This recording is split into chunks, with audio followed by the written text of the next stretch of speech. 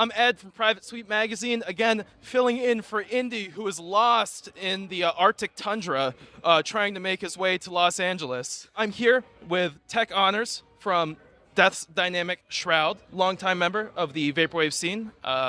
So just to start, Tech, how did Death's Dynamic Shroud form? How did you come to know your fellow band members?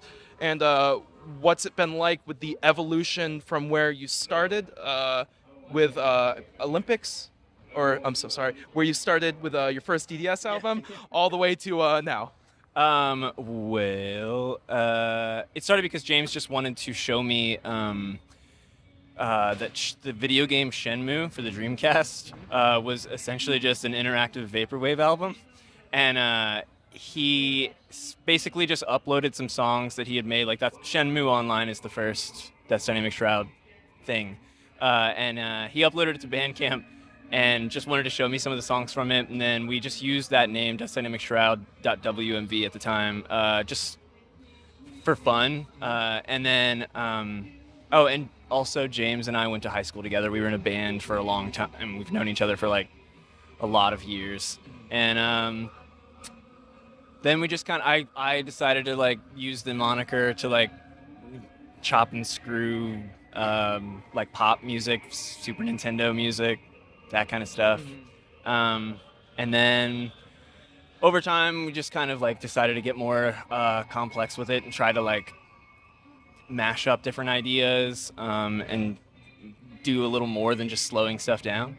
And then Keith Rankin, Giant Claw, he is another friend of ours from high school. He ended up collaborating with James on a couple albums, and then with me on Heavy Black Heart, and he took it in another direction, and now we're playing Electronicon, so yeah. I'd like to pick up on a couple of things that you said there. Number one, you are now Death's Dynamic Shroud, formerly Death's Dynamic Shroud.wmv. Why'd the file format change? It's not necessarily that we're not Death's Dynamic Shroud.wmv, but sometimes we are or aren't. That's my answer. Another thing that you mentioned, a lot of the source material for your sound comes from mid 90s to early 2000s video game music. A lot of Sega, a lot of Nintendo, some PlayStation. I'm only assuming you're pulling that from personal experience. So in what ways, growing up, did the sounds that you heard in video games ultimately influence the music that you made? I think it really just came down to James and I love video game music. We loved video game music from video games we played, and then as we like got older, we started like looking into. I think James had like a hacked Sega Dreamcast that had like any game ever made for like 8-bit and 16-bit, and it had the soundtracks available on it. So we started just like digging through albums, video games we had never played, just to like listen to the music because we just like the sound of it. I mean, it's like synth music. It's just, you know what I mean? But just growing up, like I remember renting Final Fantasy Mystic Quest, and I didn't even really want to play it. I just wanted to get to this one spot so that I could just like leave the TV on and just like let the music loop on it because I just really liked that. So yeah, I think it's partially nostalgia experience, but also, and probably more so, just that we both really love video game music. Like, just really love it. Definitely. And something that often surprises DDS listeners are that so many of the vocals that they hear throughout all of your work is, for the most part, entirely sampled. And I think one of the things that I appreciate about your music is taking, like you said, these video game soundtracks and these pop songs, and really just by modifying the tone and modifying the musical backing, turning them from otherwise what is peppy radio jam into just a long, slow love ballad in many cases. What is it from your experience that you want to take this type of source material and really change the meaning of it? I think part of it just comes from like growing up. I just really loved ballads, like big. Like I loved like Meatloaf and Celine Dion, and just that kind of like really bombastic, over the top kind of stuff. And it really by accident. I also like just love pop music. And when I was just kind of experimenting and slowing stuff down and just having fun with samples, I like just kind of noticed that these like big hooks or whatever when they're like upbeat, "Blow Me One Last Kiss" by Pink, for example. When you when it's slowed down, you put some reverb on that, it makes this like really, I don't know, it becomes something much more akin to like Celine Dion or Meatloaf. And I just love the way that that sounds. And so I don't know that there's like I don't even know if there's so much as like a recontextualization intent, like intent for recontextualization, so much as it's just you just want to hear these specific chords or this specific chord progression that you like in another song, and then just like hear it like kind of amplified, looped, because you just want to hear that one part of the song. That's really what it comes down to, is just wanting to hear it like that. That's awesome. So we've talked a little bit about DDS. I'd like to talk some more about some of your own music that you've released. Now, there are some DDS albums that are primarily or exclusively your production, such as Classroom Sex Tape. And then you also make music under a bunch of different names. And Tech, give me 1 second, because there's a van pulling towards us, so we're gonna walk. So I'd like to talk a little bit about some of the projects that you have yourself separate from DDS. Dinosaur on Fire, Rebecca Peak, I'm sure endless other monkeers that you could list. So it seems like everything you do is making music.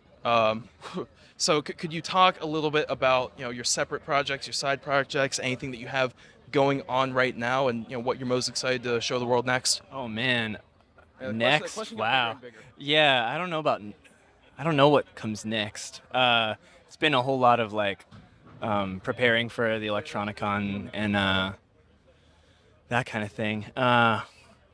It kind of just is gonna be whatever feels good. I've been sort of reworking some old Rebecca Peak songs recently, to try. Now that Rebecca Peak was like a project that James and I did where we recorded a song every day for a year, either like collaboratively or separately, back in like 2011, and just released it under the name Rebecca Peak. But I've been taking some of those songs, and now that I have like, I don't know, better quality production, I guess, just trying to make those songs, I don't know, more vibrant and that kind of thing. So I've been sort of doing that, but I don't know about a release. I don't know. Just whatever is gonna feel good. Awesome. And you're not just many people that make vaporwave started in digital production, started using some type of DAW and remixing music that way. But that's not quite the way that you found yourself making music. So could you talk a little bit about your musical background and everything that you do that's outside of working in a digital workstation? Yeah. Well, I don't have I have an associate's degree in sound recording, but I got that in my when I was like 20 some. But I didn't start playing like keyboard until like I was 15. I got a keyboard for my birthday, and then I joined a band like a couple weeks later, and then a year later I met James and he joined, and then we sort of just took that and we played in a band under the name The Sailing for I don't know, 8 years, 10 years, 8 years, something like that. And so it was like we really have a rock music background. We've played live a bunch, so like doing Death's Dynamic Shroud live isn't like it's sort of it feels normal to us, whereas I think a lot of vaporwave is unusual to have in a live setting. I think it's not that's sort of just now starting to kind of bubble up. But yeah, it's mostly just big theatrical sort of rock music, and in some ways, Death's Dynamic Shroud I think reflects that with the big sort of overly melodramatic chord changes and that kind of stuff. So if somebody's watching this and thinking to themselves, what the heck is Death's Dynamic Shroud? .wmv. Mm-hmm. Sometimes. What would you recommend they listen to sample your music, to get a feel of what you've created? And then what would you recommend they listen to if they just want to just jump into the deep end immediately? I think a lot of people's entry point is I'll Try Living Like This. But I think Heavy Black Heart would be a better entry point. That was our most recent album. I think that's the only one where Keith, James, and I all worked on it. So that kind of has like the full Death's Dynamic Shroud feel. But if you wanted to deep dive, Derelict Mega Tower is James's 4-hour opus. And if you can make it to the top of the tower, then I'd say you did a pretty good job. Well, that's great. Tech, I've got 2 more questions for you. Number 1, I know you've only been here at the Tape Swap briefly, but what has been your experience here at the Tape Swap, at the Smell, here in Los Angeles? And number 2, who are you most excited to see tomorrow at Electronicon 2? Doesn't have to be just one person, because I've gotten that look every time I've asked artists who they're most excited to see.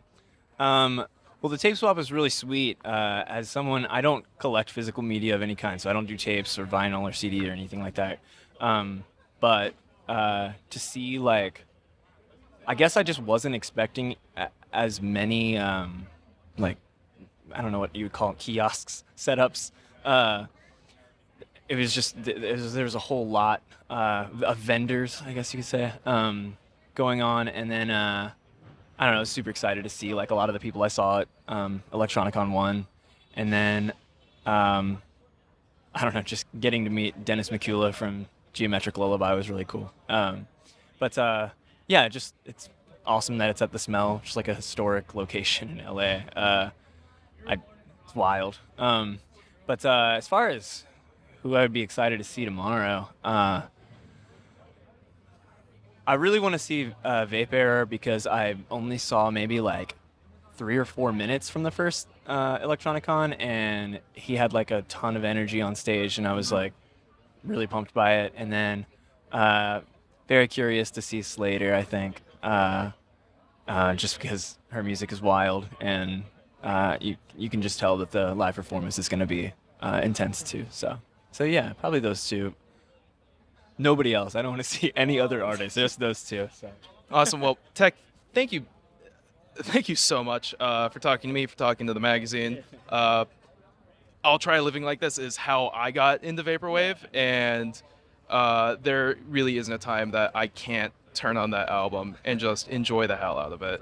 I mean, I look forward to all your music releases, and having discovered DDS, going through just both yours, James's, and Keith's enormous back catalog of work that you put out has been, probably one of my favorite parts about finding Vaporwave and, deep diving into it. So thank you so much. I've been waiting to talk to you. Thank you so much for talking to us. I really looking forward to seeing your set tomorrow. We'll see if we get some more 1939 British music samples coming through. All right. Awesome. Thank you very much. Awesome. Thank you.